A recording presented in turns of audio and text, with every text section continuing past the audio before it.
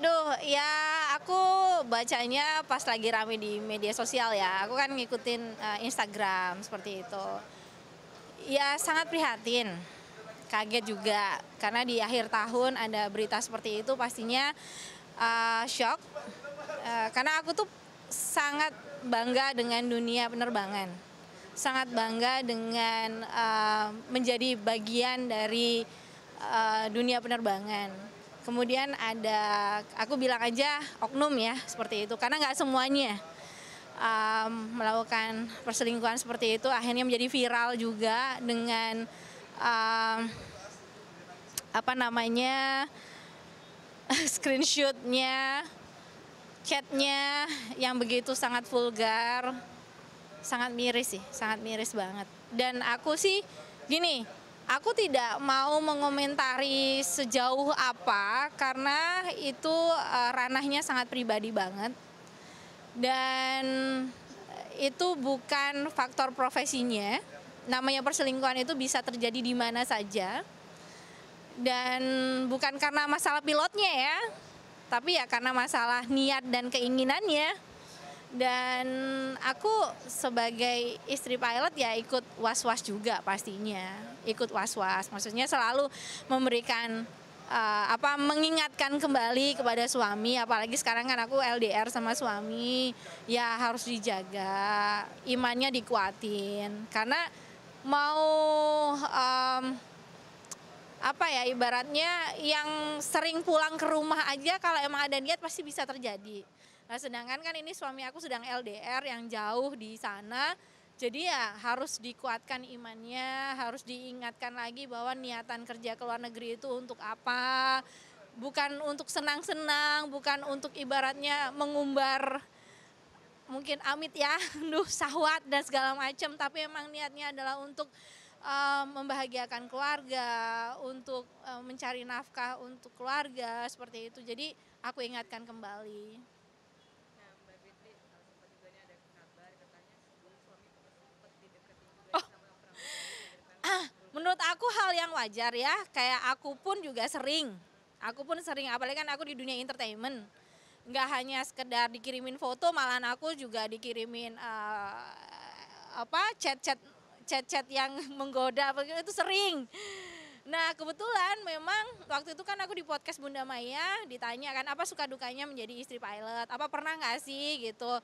Ya aku dengan seloroh aja ya pernah gitu, pernah bahkan waktu itu dikirimin foto vulgar seperti itu. Ya gini, banyak kemarin yang komentar kalau oh itu nggak mungkin dikirimin foto vulgar kalau tidak membuka duluan. Ya itu monggo lah, silahkan komentarnya seperti apa.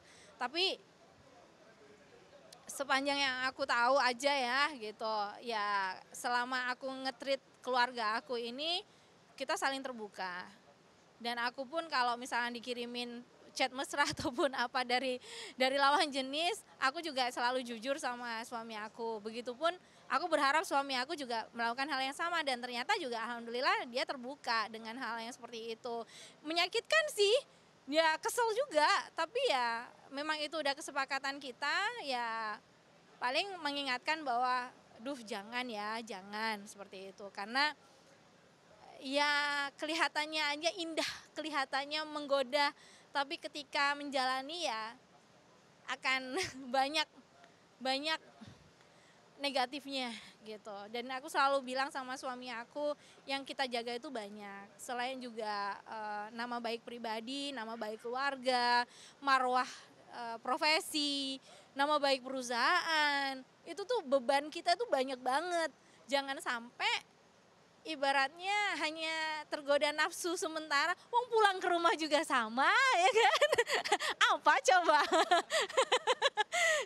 Wong pulang ke rumah juga sama kok. Sama ini, sama kan bentuknya sama, punya mata, punya mulut, punya tangan gitu kan. Jadi ya kalau mau ibaratnya sampai niat pengen tergoda, tergelincir, ya ingat Tuhan lah. Imannya diperkuat. Jadi aku selalu kayak ngejagain suami aku tuh lebih imannya harus diperkuat. Karena selama di rumah mungkin aku bisa ngawasin, bisa jagain. Tapi selama suami udah keluar dari pintu rumah, Udah itu yang jagain adalah yang terbaik ya Tuhan, 24 jam Tuhan akan menjagain, Allah. Nah, Kak Fitri mohon maaf nih sebelumnya. Kamu dan suami suka nggak sih kayak saling ngasih handphone apa gimana? Udah percaya nggak? Ah, gini, kebetulan aku sama suami dari awal kita harus saling jaga kepercayaan ya, dan juga harus dipercaya gitu. Daripada kita mencari-cari hal yang malah bikin sakit hati. Karena dunia aku juga sangat banyak resikonya. Dunianya suamiku juga banyak resikonya. Kita nggak bisa membendung itu. Dalam artian gini, kita nggak bisa kalau udah nomor handphone kita kan ibaratnya udah jadi kayak nomor handphone umum jadinya ya kan. Kalau aku umum di dunia aku, maksudnya nomor HP dan media sosialku.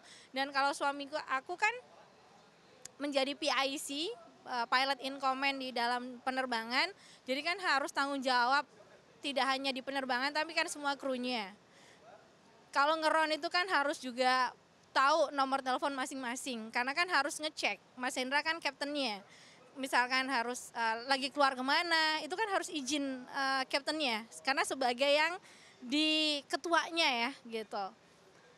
Ya mau nggak mau kan di situ ada tukar-tukaran nomor HP, bikin grup gitu. Jadi ya daripada kita mencari hal-hal yang mungkin malah jadi kepikiran, kita sih sebenarnya enggak, sama sekali enggak, aku enggak kepoan orangnya. Ya udah karena kan aku udah gini, mempercayakan semuanya sama Tuhan, udah mempercayakan semua sama Allah. Ibaratnya bangkai ditutup-tutupin akan tercium baunya juga. Nggak perlu aku mencari-cari ngubek-ngubek sampai wah semua foldernya atau semuanya aku tahu semuanya, nggak perlu juga sih. Tapi memang aku sangat protektif untuk media sosial suami aku, iya. Jadi memang media sosial kami itu bersama. Jadi dia nggak punya. Itu aku sangat memprotek di situ. Oke Kak Fitri, terakhir nih tips memiliki rumah tangga yang utuh nih seperti apa nih Kak warisan kalian berdua? Yang pasti sih harus saling jaga kepercayaan dan bisa dipercaya itu. Kan kalau cuma jaga kepercayaan aja tapi nggak bisa dipercaya ya percuma ya, cuma satu sisi aja gitu. Sama saling memahami dan mengerti resiko dunianya masing-masing.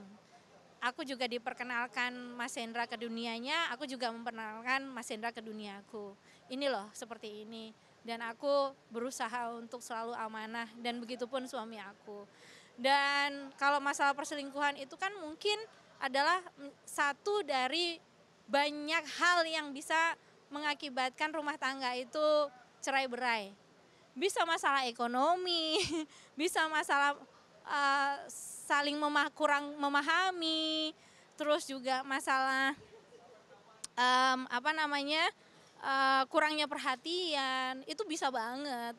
Jadi nggak hanya masalah selingkuh aja. Dan aku sih berharap namanya rumah tangga itu selama perjalanannya pastinya nggak semuanya baik-baik aja. Selama masih bisa ada jalan tobat dan kembali lagi ke jalan yang benar, kalau memang udah saling memahami dan ngerti tujuan rumah tangga itu seperti apa, ya insya Allah akan bisa diperbaiki. Oke deh. Oke. Maaf